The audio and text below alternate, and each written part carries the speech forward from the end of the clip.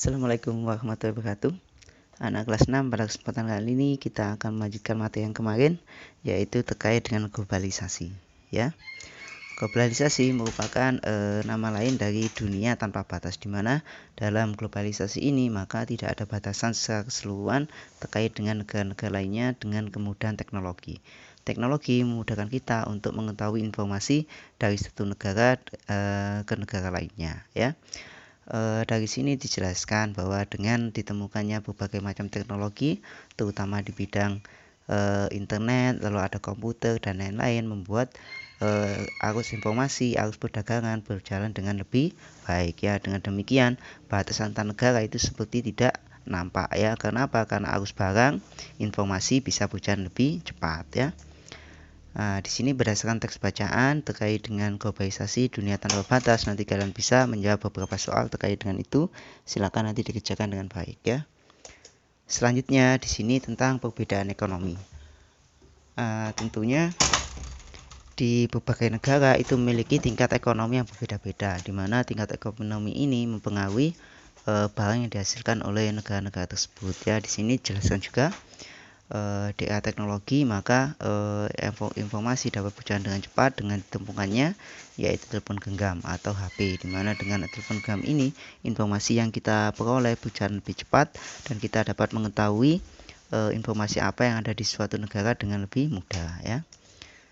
Nah, selain itu kita akan belajar terkait dengan kubus, di mana kubus ini satu hal yang kita peroleh yang kemarin kita sudah jelaskan bahwa kubus terdiri dari 6 sisi, lalu ada 12 rusuk dan ada 8 buah sudut.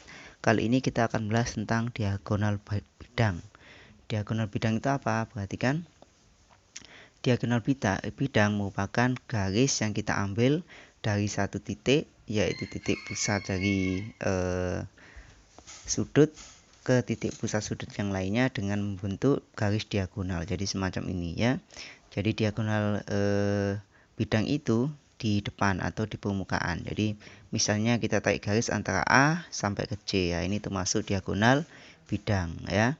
Nanti ada lagi diagonal bidang, misalnya adalah garis B ke garis D, ini juga termasuk diagonal bidang ya. Jadi diagonal bidang itu terkait dengan sisi dari suatu kubus.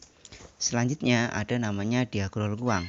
Jika diagonal ruang itu diagonal yang kita tarik yang melewati bagian dalam dari kubus itu ya. Jadi contohnya semacam ini.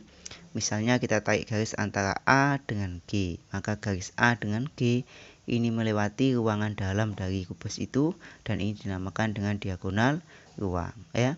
Ada lagi misalnya kita tarik antara B dengan H ya. Jadi B dengan H ini juga termasuk diagonal ruang. Sedangkan di sini ada garis A ke C, ini termasuk diagonal bidang ya. Jadi ini diagonal bidang karena tidak melewati ruangan di dalam kubus ya.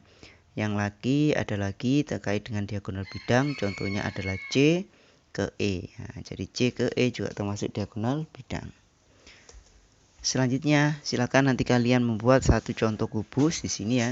Jadi kalian gambar kubus, setelah itu kalian tentukan mana yang termasuk diagonal sisi dan mana yang termasuk diagonal ruang. Silakan dibuat dengan baik.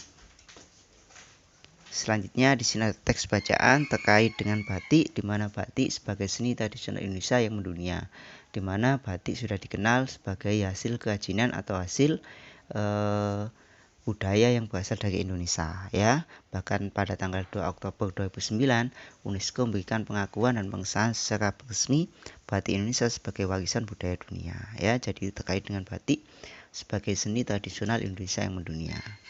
Berdasarkan teks bacaan nanti kalian bisa menjawab beberapa soal terkait dengan itu ya. Yang pertama, apa tujuan awal pembuatan batik dan seterusnya ya. Silakan nanti dikerjakan dengan baik.